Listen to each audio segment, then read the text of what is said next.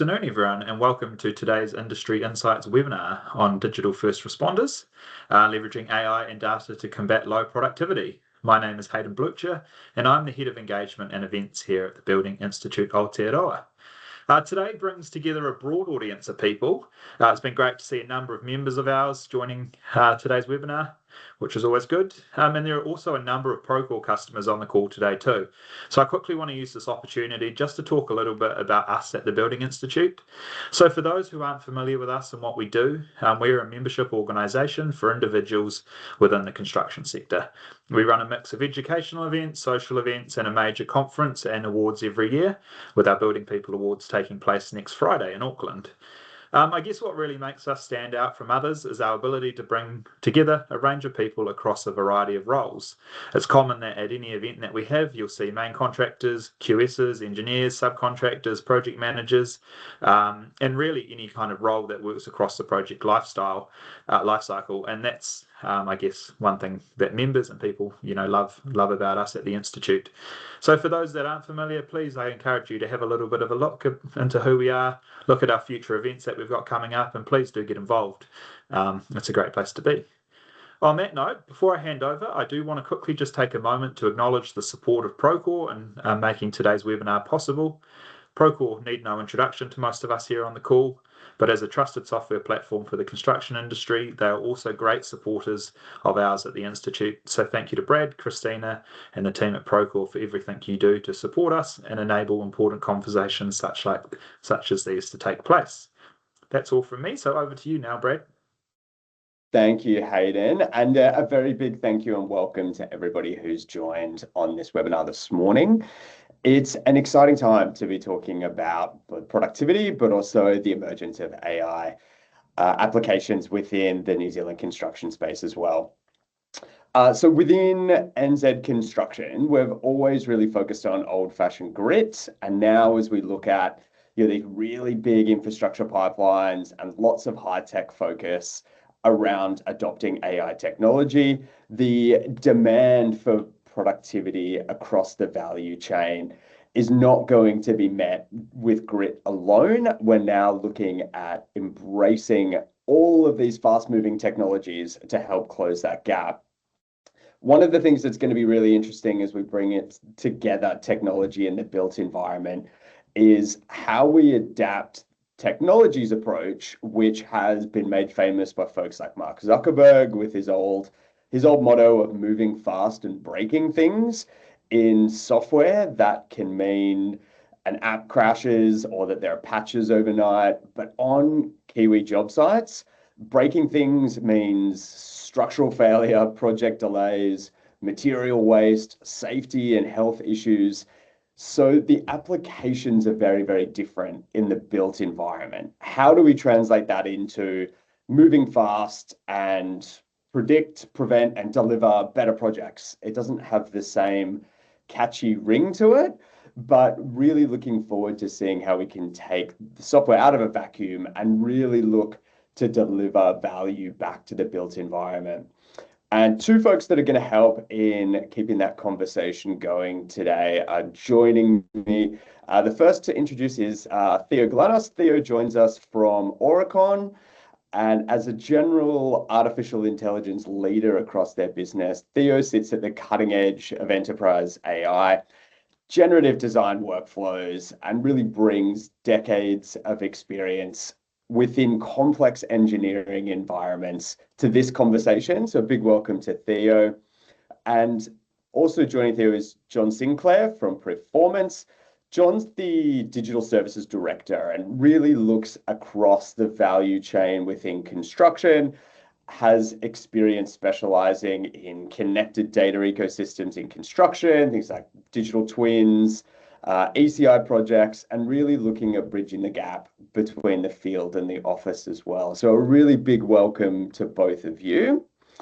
And I might start off with a question for both of you, because I think one of the topics that comes up really frequently as we start to look at this movement into adopting AI is maybe a question around whether this rush to embrace generative AI across construction is akin to a gold rush style approach of those that are the first ones out there to stake a claim, the first ones that are going to be setting the standard in the industry.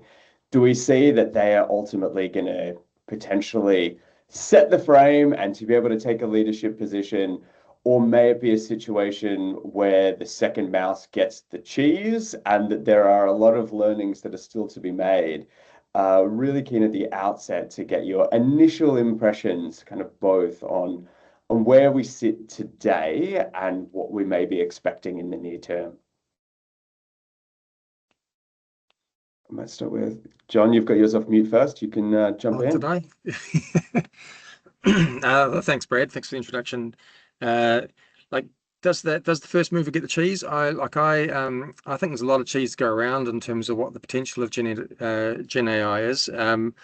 And also think there's a lot of traps, a lot of mouse traps that people will fall into quite quickly, because it is a world of shiny toys and shiny objects at the moment, where everything looks really flash, but has some significant fish hooks in the way that AI is kind of emerging in the world. So yeah, I'm sure we'll dig into that. But my view is, it is not a space you want to wait for and be the second person. You actually need to be trying it now, but you understand that it's got some fish hooks associated with it, and be kind of eyes wide open. And yeah, I can mention. I definitely agree that I think that the speed and velocity with how AI moves and how AI sort of engages with different domains over time, I think, yeah, just looking at that is really hard to make a strategic choice to wait, I think, or it would be in a way a mistake, right? So you definitely have to be, and part of my role the last 4 years has been exactly that. Like, I really have one question in mind: what's next, right? That's what we always think, right? What's next, and what's the next step? And that moves very fast. So definitely, I think the one thing that I want to know that is interesting, and maybe we discussed, and I've been thinking the last few days, is like, it's a bit difficult and almost counterintuitive, at least in the industry, for people to understand, let's say, how much further ahead or behind they are. It's really hard to judge that, precisely because, especially harder when your maturity is not at the level where you could judge. And I have a very nice NBA story I can share later. But I think it's difficult to judge, and that makes it hard to set goals, strategic choices, because you might think, I'm just there, or you might think, this is commoditized, I will just buy something off the shelf. And so you need that maturity all the time just to be able to judge where you are. That's kind of like a point that I would. It's an interesting question that we get on a regular basis, which is around, where do we sit compared to our peers? Where are we? Why are we finding this difficult? So the intention is really just to be reassuring at the start and acknowledge that there are so many different directions to come at this opportunity from. And one of the things that I've kind of heard recently is that there's lots of abilities to be overwhelmed, that embracing a new way of using data and embracing these technologies is hard. And one of the things that I would reassure all of our customers with, and the folks that are on the call today, is that it's not hard because you're bad at it. It's hard because it's hard. And I think that's something that, as an industry, that we need to be able to reconcile, which is the inherent unstructured data and the complexities around supply chain within construction already mean that we're coming at this from a difficult space. And so maybe looking at the data construct to start with, Theo, maybe for you, how have you looked at Aurecon around potentially approaching that unstructured data that sits in so many different places, whether it's in plans and specs and RFIs, historical docs, as a starting point? How did you take a bite out of that elephant?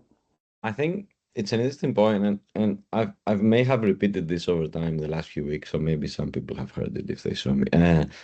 The typical mantra is sort of, and it's still active today, like I would go into sessions and dinners and meet peers and even outside of our industry, and it's always the first thing mentioned, that you need to get your data foundations right. You need to get your data right, and you need to get, and it's almost like a mantra, a prayer we repeat ourselves, right? And I think it's literally a prayer because one, this is impossible to do. It's literally, it's kind of like akin to I'm sitting at the exhaust and I'm trying very quickly as everything comes out to structure it. That doesn't work, right? It's a losing battle. And the thing that we realized very quickly was that that's not the goal. The goal is not to necessarily build a perfect digital data foundation before you start exploring with AI. It's actually the opposite.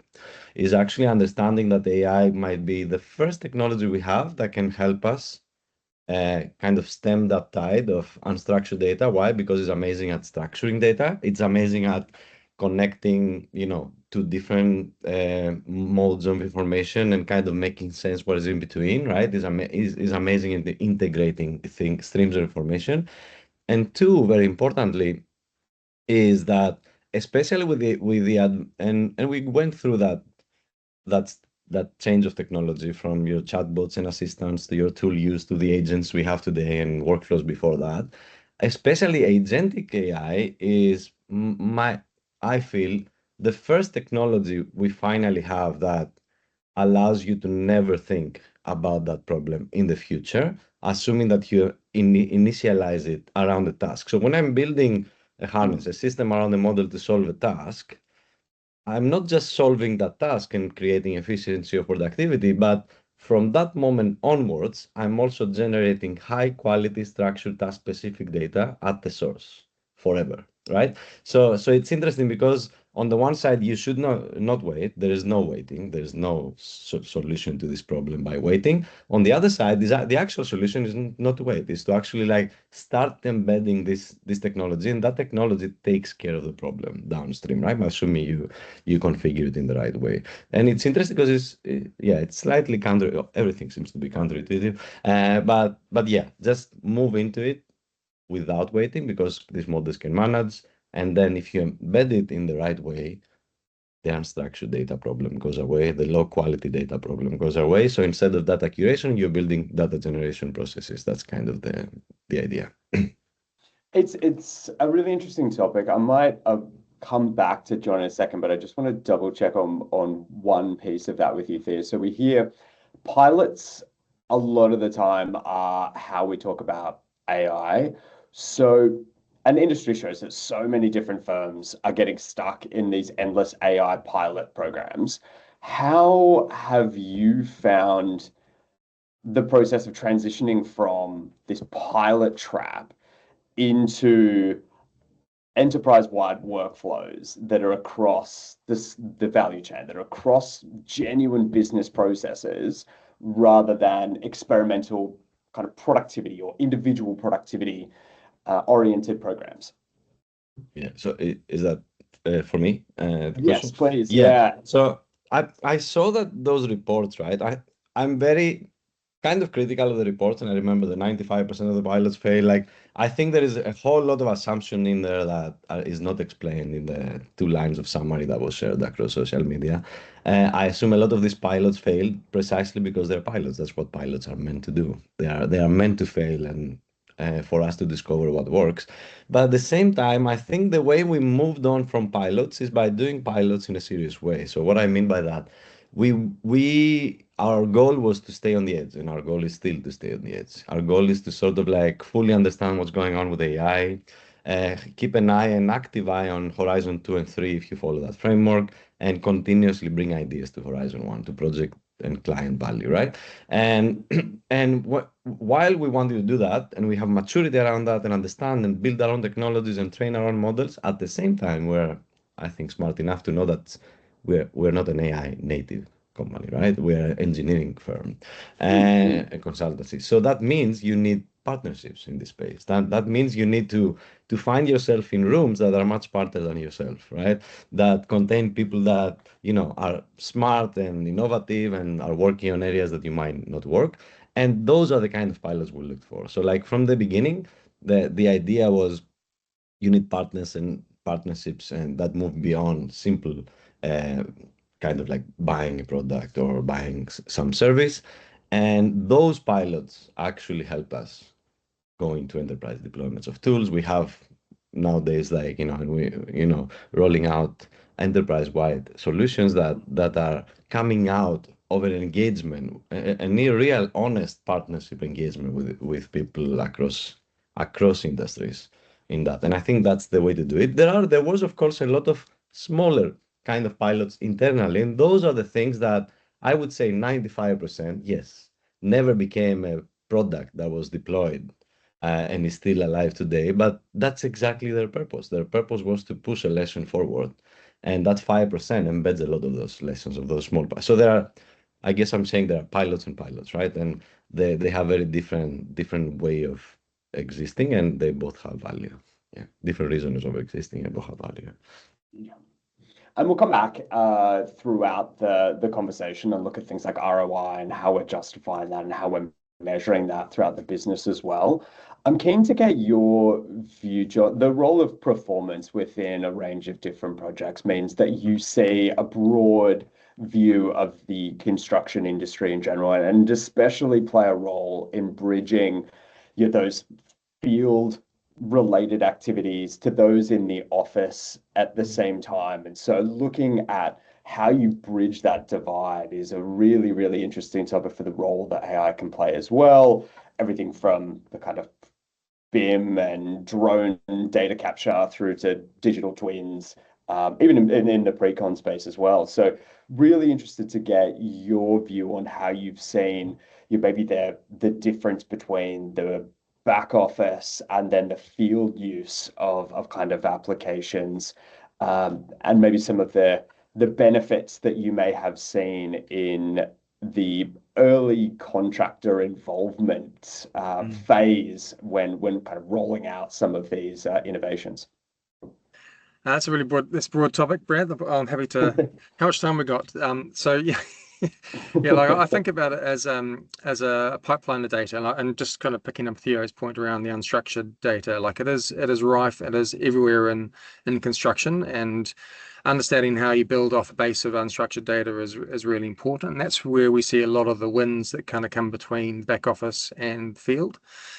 So, like in this. I know the conversation was around the digital first responder. I would think, in the world we're moving into, you'd have to question whether that's a human or a some sort of agent or bot. The first responder becomes, who sits in that role, and the first responder in my mind implies that the plane has already crashed and you're there to put the fire out and pick up the pieces. I think there's an element of the digital first responder is kind of more upstream from where the actual issue hits the site.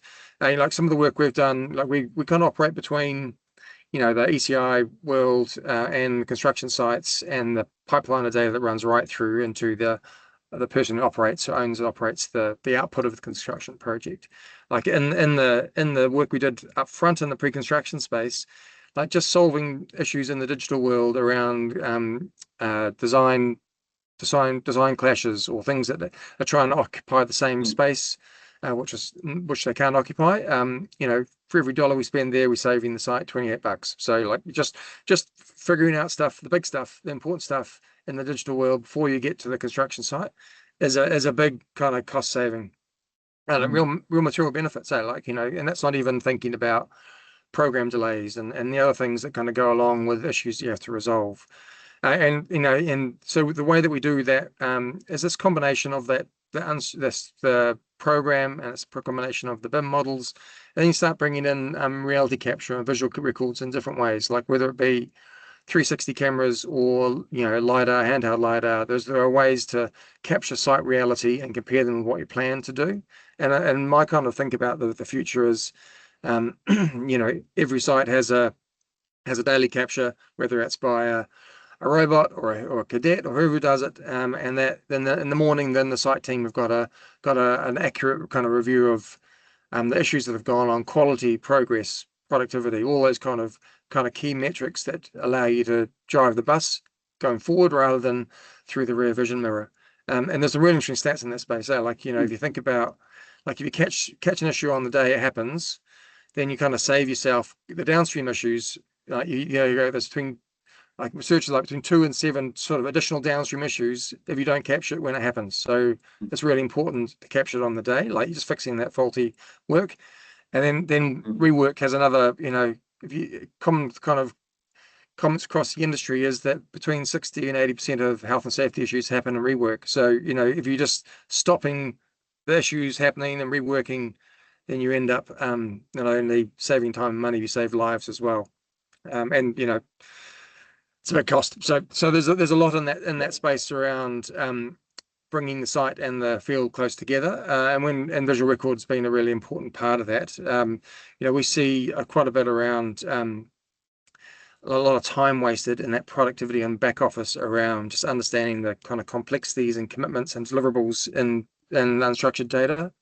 And so, a lot of what we're doing in the AI world is how do you give people on site a really accurate view and window into the unstructured world, like what, an IFC model versus a specification, like how do you know that things match up? And we've kind of used like our own specialized AI models to help us achieve accuracy and consistency, because that's, we talk about AI and the speed and the benefit of it, but you have to get, in construction, when there's big money, there's lives at risk, there's all sorts of elements that are, you can't have a kind of 60-80% kind of good enough kind of AI response. You need to be really confident that the outcome. And so we've done quite a bit in that work in that space, because I think that to kind of Thea's points around pilots, pilots work on site when people trust them, and trust is a factor of the outputs being what they expect, what they can produce themselves, but in a quicker space. So we're seeing quite a bit of quite a bit of work in that back off unstructured data, and then the visual record coming in into the mix as well. It's a topic I know that is near and dear to your heart as well, Thea, when we talk about a human in the loop and having that accountability and trust in that combination between AI and human intervention as well. What's your read on what the role of humans is at what critical points? Obviously, we don't want to put bottlenecks in place, but we do have accountability and trust that does really need an engineer at some points as well.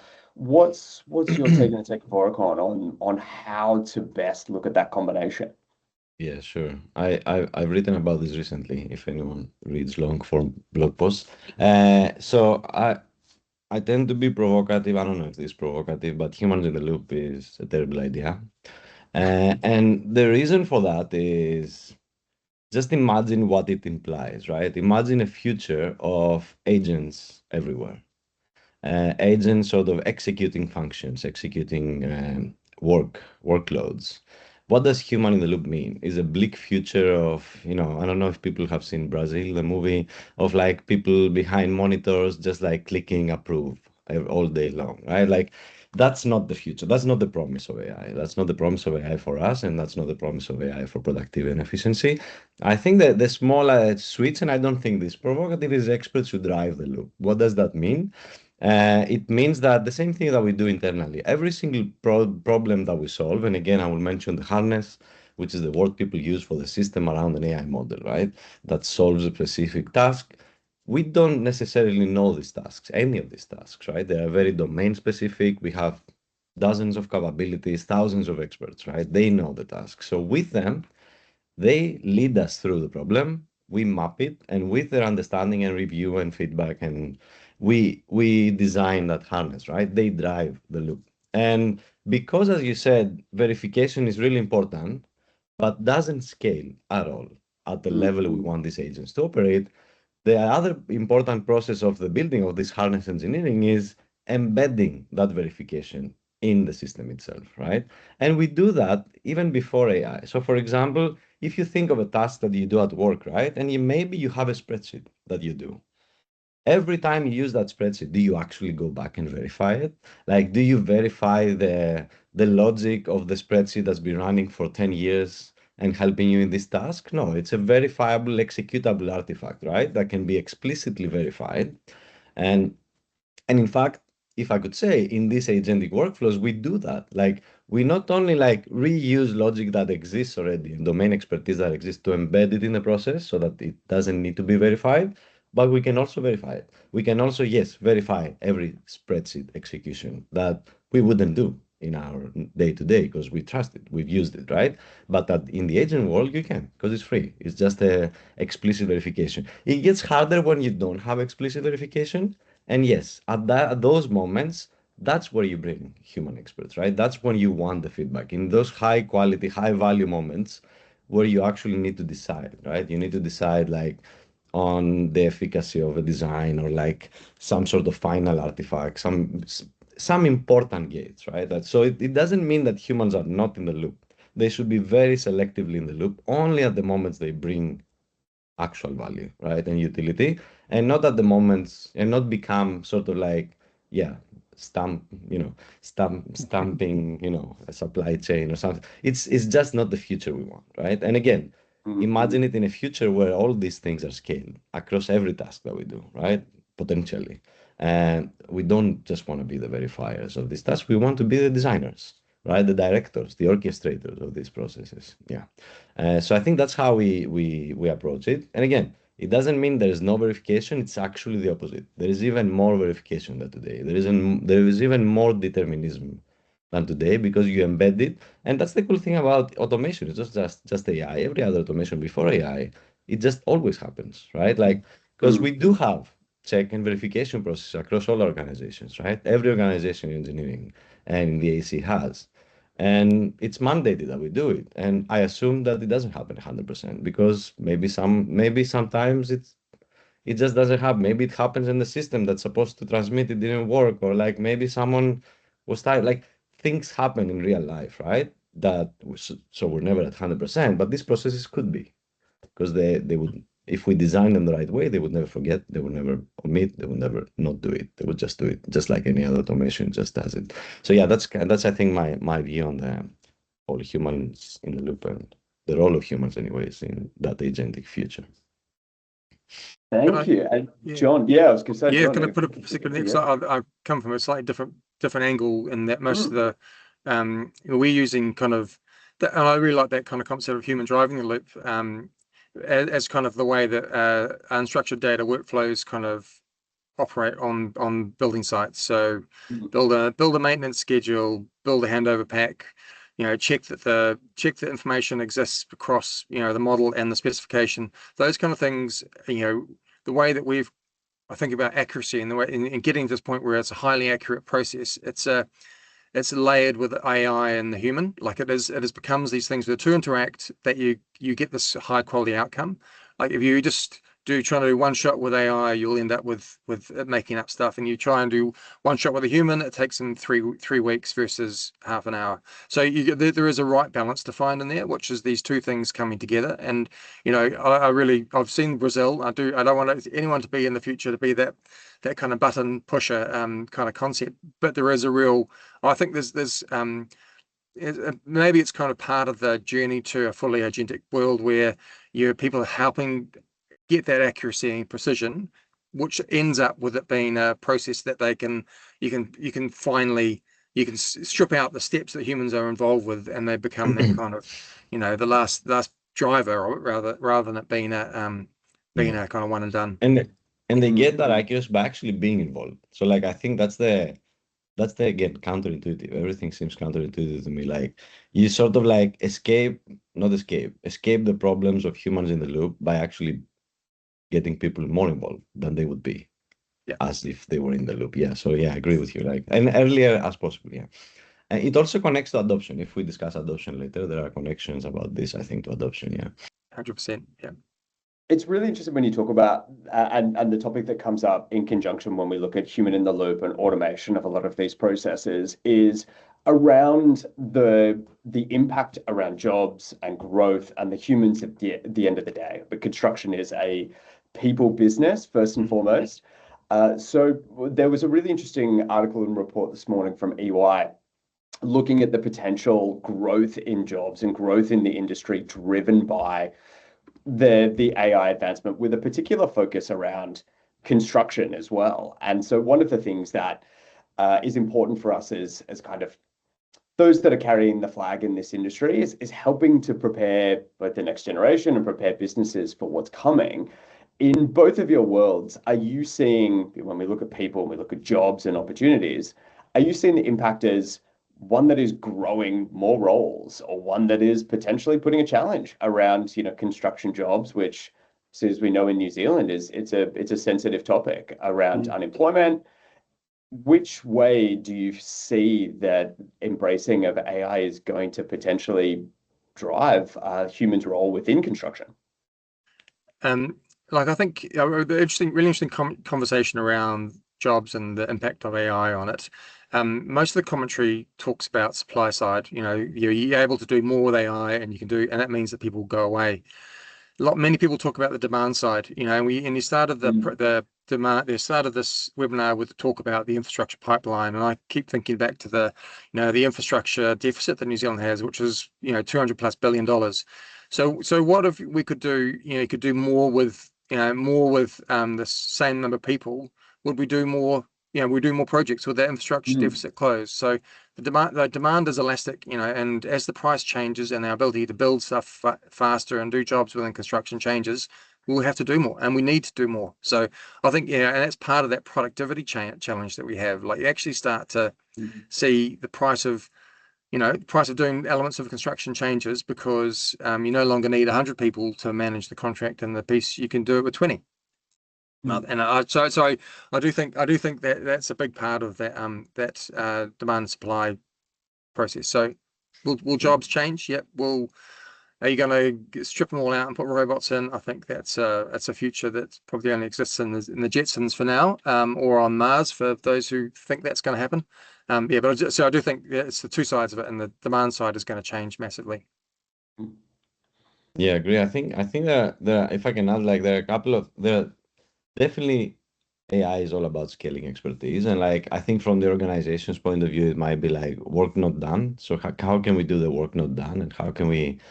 And if you think about it, and if you read, for example, writing about from, the side of venture capitals, sort of blog post, it's all about market capitalization and sort of like capturing a market. And so, like, it's all about doing more. Yeah. And I think from our point of view is really doing the work not done and being able to scale our expertise. And I know for a fact that even in individual industries, even a handful of companies, for example, would have a next 10-year plan that requires more experts of that domain that exist in the world, right? Like, so imagine the whole domain globally. So I agree with Jonathan, like, we can actually maybe finally with this technology do more.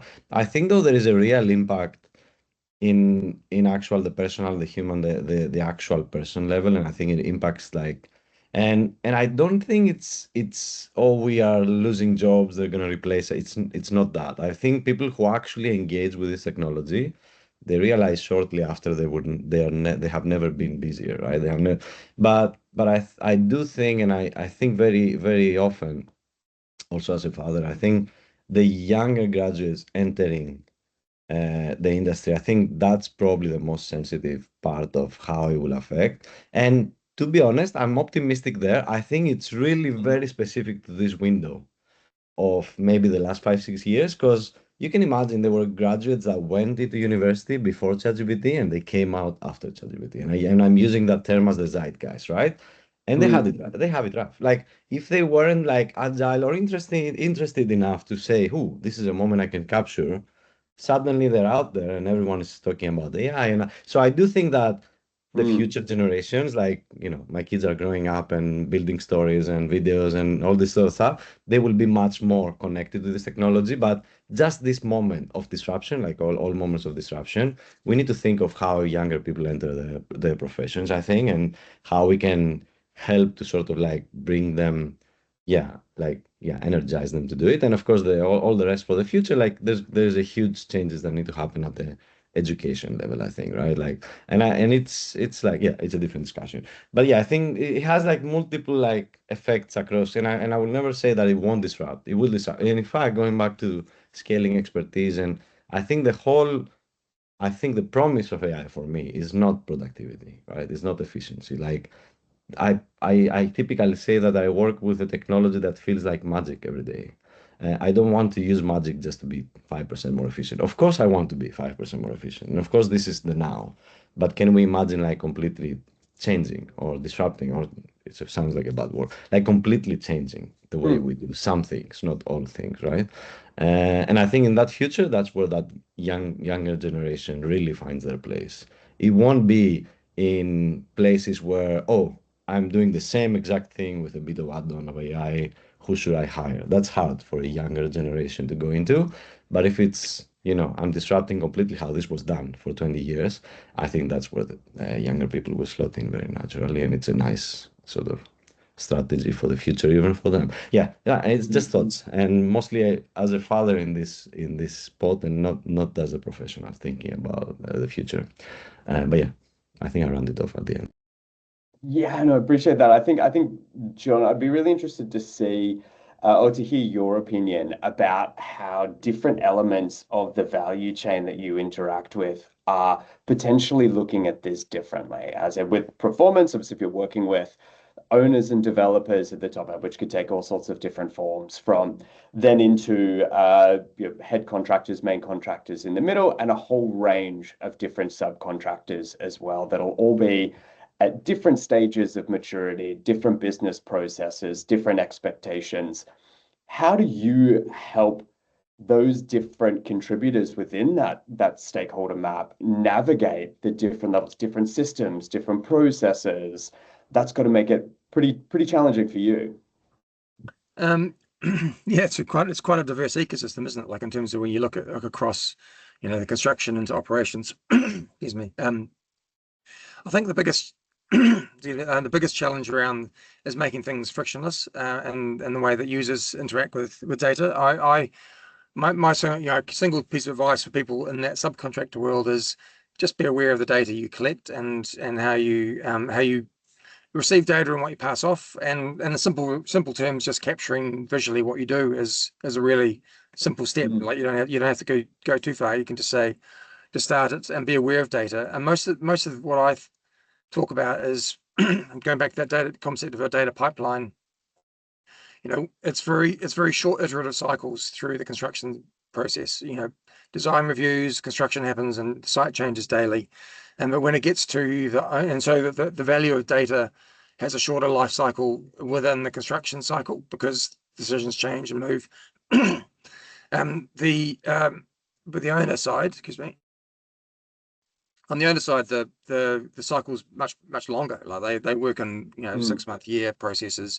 Like something has to be maintained, a warranty has to be, a condition has to be met. So it's about bridging between short cycle data, kind of iterations and interactions through to long cycle, for digital asset. And I don't necessarily talk about a digital twin so much. I think there's a digital twin.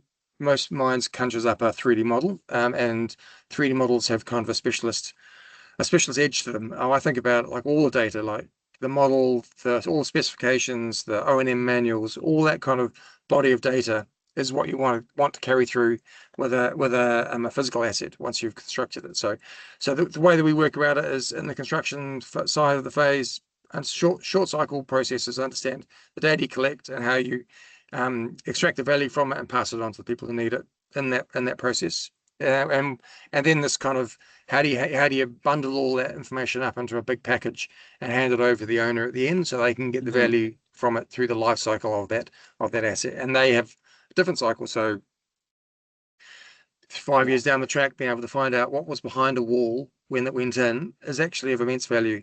But at the time of handover, most people go think you're never going to need that piece of data. But you design buildings and design assets for 50, 100-year life cycle. You need to have the data alongside it. And so most of my focus is on getting to the handover point and getting all the information across into the owner's hands, so that in a format that's kind of easily accessible, that they can use through the life cycle of that building. And so anyone has a part to play in that. No, I appreciate that. Just a reminder for those that are on the call as well, if you do have any questions, please feel free to pop them in the Q&A section as well, and we'll come to them in about 10 minutes with enough time to hopefully answer those questions for you. In terms of some real world examples, one of the things that we've noticed from the field as well as we've rolled out more and more agentic workflows into construction on a global level, it's not necessarily the really big transformational changes that are having an impact on when we look at the day to day. One of the things that we've found that's generated the most amount of positive feedback has been around the way that field teams are able to interact with data without necessarily using the same UI and systems that they've had before. So there's a tendency to expect it's the next generation coming through, the digital natives that are going to be able to embrace and get the best value out of AI. What we're seeing on job sites is almost the opposite, which is now, since you're able to decouple the user interface from the data, it means that those that are in the field that want details from a spec book, that want to understand if there's a challenge on site, being able to use natural language or being able to interact via an SMS message rather than having to jump into a platform or ring somebody in the back office, and seeing the ability to interact with data through different means. And for me, that was a really, really eye-opening experience of just how can we enable field teams to operate the way they want, but with that single view of data, and just using an SMS message, needing to get away from building reports and static outputs, and be able to look a little bit more real time and flexible around those individual users. What have been some surprising or some really interesting real world examples that maybe weren't what you were expecting to see that you have encountered on job sites recently around generative AI use cases? So I can an interesting stat I had in terms of talking to construction managers. They often talk to me about, they're spending 3 days a week in front of the computer and 2 days a week actually on the site, and they want it to be the other way around. They want to be on the site 3 days a week and behind the computer 2 days a week. So one of the things, so a customer we're working with at the moment, they had a 3,600 page contract document, so 3,600 pages, and the kind of site engineer was spending like a day and a half, kind of just trying to pull out clauses and what happens if this happens, and how do I claim a variation for that? 300, so over 300 meg document, and so the way that we used AI for him was to be able to break that document into a series of like an AI optimized format, and he could find that in minutes now. It turns that kind of searching for data down from days into minutes. Another one that we're doing at the moment is we talked about kind of human in the loop workflows, where we build the maintenance warranty schedule. So at the end of a project, all of the information that kind of comes through from the subcontractors includes workmen and material warranties and conditions for maintaining those warranties, and that's a massive task to most even the most advanced people I talk about in the construction sector turn into a ginormous spreadsheet that is full of links that nobody ever looks at. So we've just been able to turn that into a kind of a interactive schedule that creates value for the constructor, but also a massive value for the owner along the time. There's a huge lost value in terms of just people missing maintenance conditions, and maintenance conditions then become the owner's problem, not the when it fails, rather than being a warranty. So yeah, we've kind of seen those kind of those processes. The other one we're doing is turning handover into a digital process where they can stream. It has a embedded intelligence to all the data, all the unstructured data, and that intelligence is handed over as part of the handover pack, not just a USB stick with a structured set of files. So you're kind of seeing some really good gains in that space. And I think it comes back to the adoption question we had earlier on, or conversation early on, like the adoption. And I've been in technology for more years than I care to a few decades now. Technology is remarkable. It can do anything, but unless it's doing like at least a 10x improvement on how people are operating, then they'll probably just see it as a burden, and they won't take it on. So you need to think about like a 10x improvement, not a 5%, 10%, 20% improvement. Like it needs to be multiples, and then the cost of learning is less than the cost of continuing to do the status quo. Yeah. That's a really interesting kind of point to unpick as well. Do you think that the learning curve has become steeper with generative AI applications, or are we potentially flattening it by getting to a point where we're kind of leaping over the idea that there needs to be context shifting or different applications, or Mm. what's your read on if we've accelerated or decelerated that approach? I do think that kind of consolidation of interfaces is going to be part of the benefits of AI. Rather than having to learn and have logins to multiple systems, you'll have a single kind of prompt, or you have an agent, or you have things that work across that. So I do think that's going to make the kind of flatten out the learning path. But on the other side of that is the unprecedented pace that it's going at. So you've gone from just ask it a question to set up an agent that kind of runs when you prompt it, to set up an agent that runs in the background, to what language model you use. It's just moving at such a pace. So I think that is a steep part of it. Like, how do you keep moving? I think once you kind of settle on a deployment, the use case, the learning flattens out. So two sides to that coin, I think. Yeah. And I think from your side, Theo, especially in terms of things that you've seen as maybe surprising uses within Oricon that you thought would either be less impactful than they were, or those things that jumped out that you didn't quite predict as being really, really embraced by the business. Yeah, I think there were things that were counterintuitive around adoption, and the idea that more mature tech savvy people would adopt this technology easier. Then that doesn't actually, at least in my experience, that doesn't really translate as it sounds. But on the point of tasks, I think people have had enough of libraries. So the thing that I always thought would be really easily accepted, and it turns out it is agents. Because even from the first moment we started talking about agents, maybe a year and a half ago, to people internally, no, very few or no one would go, huh? Like, everyone would be like, I get what this is.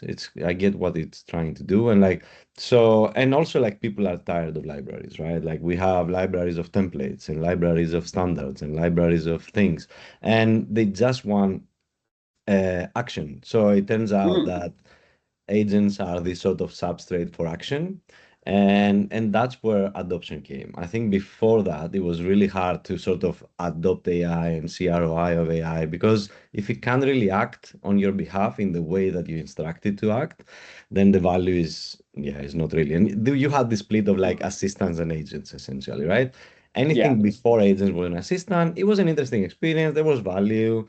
We all did the enterprise assistant. I've written about this. There is narrow value, I think, there, like for certain use cases, and very difficult in between. And that's the other thing that was interesting realization. We worked very early on a project delivery, AI-enabled project delivery platform. And of course, one of the things that you will work on is RFIs. And everyone will tell you that RFIs is a big problem and a big issue, and a thing to target at, right? Everyone deals with it in a project, probably all projects and all industries in the world, etc., right? And yet, when we build an agentic workflow, right, very early on, the models were not the best, right? But still, it was a very well-designed workflow. Adoption was low. And the reason was, back to what I was saying, like, we were trying to give them an answer. And like, well, that's what sort of the assistant paradigm does. Here's an answer. But experts don't really want an answer. Experts really want that information discovery, right? That allows them to write down the answer they sort of already know, in a way. So that was an interesting lesson of, like, it's not really about producing like answers or solving a problem for an expert. Is more like giving them the tools and information they need to actually solve it really quickly. And that really pushed adoption. Like, it was, we realized we were fighting against something that, and again, we all thought this is what people want. They want an answer because that's what they are. These are questions, right? They're to be answered and everything. So it's interesting, yeah. And since that moment, I think that's where we started this idea of driving the loop, and like sitting down with experts, and actually even in the simplest workflows, just letting them design it. And every time they design it, they adopt it because it's theirs. And now we find ourselves in a place in time where more and more platforms emerged and are used, and we are using as well, where people can self-serve these things, right? They can self-create.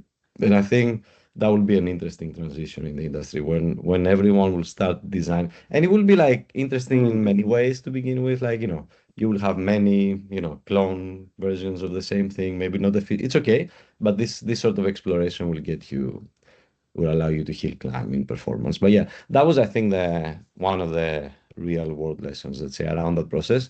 And yeah, the general idea of libraries and also the other thing, like how we moved from, again, even the knowledge around the project became a project memory, even that small shift. So right now we call that a project memory. And the reason why it's valuable is it's not just a memory to be stored somewhere, but it's something that you attach to any future workflow that you have. So for example, if you had 100,000 messages around the project, you could organize a memory, a brain of that project with things that happen, clusters and everything.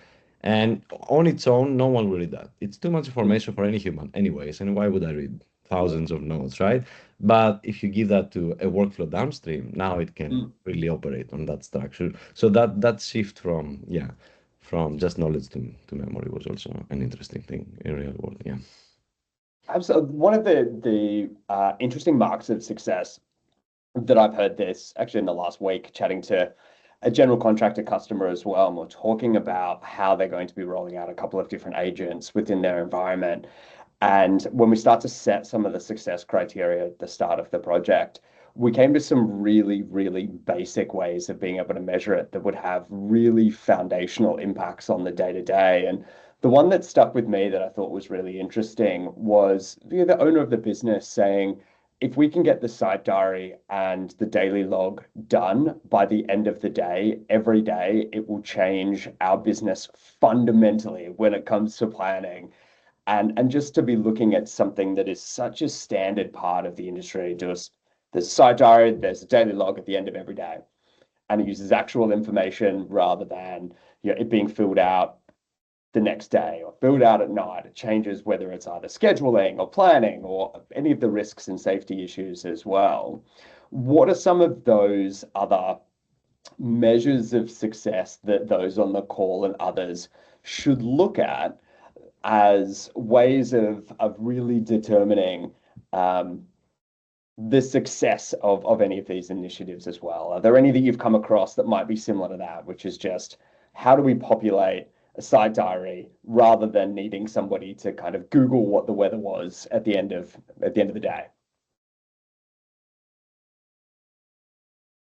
It could be for either one of you, John. I imagine you've probably seen a few that are out there in different scenarios as well. I have more general ROIs, but I wouldn't have like a site specific. I want to say that Jonathan's world also is new to me, so it's very interesting to hear him speak about that side of things. Even though we do a lot of things on the site, I don't necessarily personally go. But the ROI question always comes though, and what's the KPIs that you use? There's a few, and again, like it's not really provocative, but there's a few things I think about KPIs. Like first of all, KPIs can be very dangerous. Like there's always like Goodhart's law waiting there, right there to sort of get you too much focus on specific KPIs and you actually lose track of what matters, right? And even the same KPI loses meaning. And so that's one. And the other is like, I've realized that and again, we started deploying this at the level of like, again, we are not on site trying to make sure something, I don't know, a real thing, a real physical thing happening safely, right? And necessarily, maybe we started with how we design, how we review, how we optimize that part of the process. And at that point, I think a KPI that I really like is happiness. And it's weird because like there's no money attached, and there is, but anyways, there's not that. And people will say, but what about like hours and like margin, and like, of course all of these are important, but on their own I think they fall into that Goodhart's trap where you optimize them so much that they lose meaning. But if you attach a sort of counterintuitive, like counterfactual KPI to them, right? Now try to make a workflow or an agent that actually improves margin and makes people happier. Can you do that? And like, and I think that's one of the, it's a pressure almost to not fully optimize on something and lose sight of it.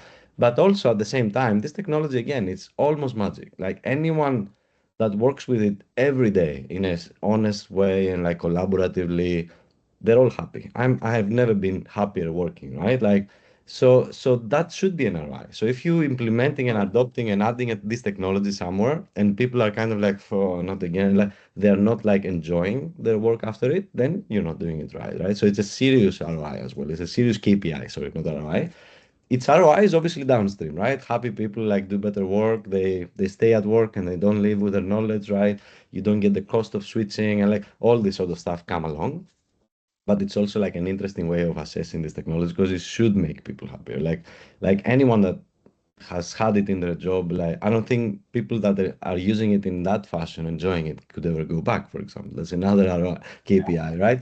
And that means something, I think, to people, and that's how we evaluate it, or I try to evaluate it. Yeah. But again, this is in the office. No, it's harder to say happier on the side, but maybe that's also true. I'm not sure. Like maybe Jonathan would know. Yeah, it's interesting. Like the happiness, going off that, like the the churn on a construction site, like it's upwards in some sites up to 60% of the team. Like, and that's most people are leaving because of the stress of the job. It's a really stressful process to be part of a construction project. So I think as a proxy of happiness, kind of site churn would be an interesting one. I do think there is, like, we see technology from a like how much progress have you achieved, like being able to be really objective around progress, and like so every project is built off a usually a cost model that has assumed kind of rates and ratios and effort and time. So being able to get a bit more accurate and scientific around how you track those takes some of that, I think, some of the expectation and pressure off people by just having the information at their fingertips. Like, well, we said we'd do 5 piles a day. We're doing 6 or we're doing 3. We need to understand that at the moment, rather than it being end of the month, holy shit, we've only done 40 piles and we should have done 150 piles. That kind of, just being that information. There's a whole lot of that information and data which will just make the life of people on construction sites much, much happier. So yeah, good measure. I love it. I mean, I think being able to step outside of what we traditionally look at as these hard metrics, whether it's minimizing waste, minimizing rework, those are all, of course, mechanisms to get to the point that you both really highlight, which is how we're making it so we're improving the lives of those on construction sites, that we're making it easier to retain staff, that we're also delivering better projects and encouraging the progression of the industry. So it's I wonder how we're going to be probed to work those into licensing metrics in terms of but I do love the idea about measuring these initiatives in some form of happiness index would be really cool to lean into. The other small note, if I can make, is like I do think like the margin and efficiency and productivity, like it's almost like obvious to me that it should have like this technology. There are obvious ways it should help in that way, like in information management, in like Jonathan said, maybe like right time, right information, like so that's kind of like why I think you need to attach something else next to it, because like you could do it in many ways, and some of these ways are not going to be good for people around that process. Sorry, just No, I appreciate that. We're coming up to time now too. We do have a question in there from Carl, which I might pick up afterwards with a more detailed answer. But maybe it's one to just very quickly leave everyone with before passing back to Hayden for thanks as well. But I think there's understandable nervousness off the back of this question as well from Carl around the disparate pieces of information out there in the industry. There are many experts that are popping up around the traps at the same time, and it can be difficult for those in the industry with limited resources at the same point.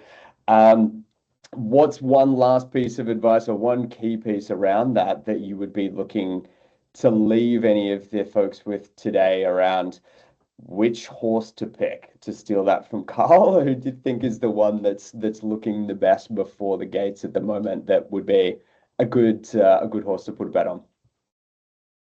I have a thought about that. I don't know which horse to pick, but my thought is like, again, going back to a few things we mentioned, it's really hard to assess capability, especially when you don't know. And all these things being this technology being really a substrate for action. So I think like I would look for these things in people to assess. Like for example, I don't want to look at PowerPoint presentations anymore. I don't think they tell me anything.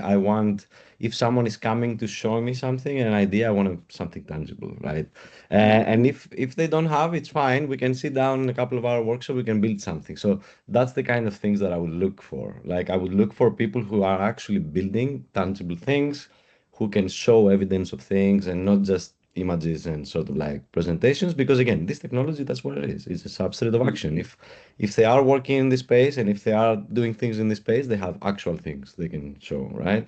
And it doesn't mean like show me a demo, but it could even be like, oh, you want me to convince you, like, let's sit down for 3 hours, let's build something, what's your problem? I think that's the kind of approach I expect from people who interact a lot with this technology. Yeah.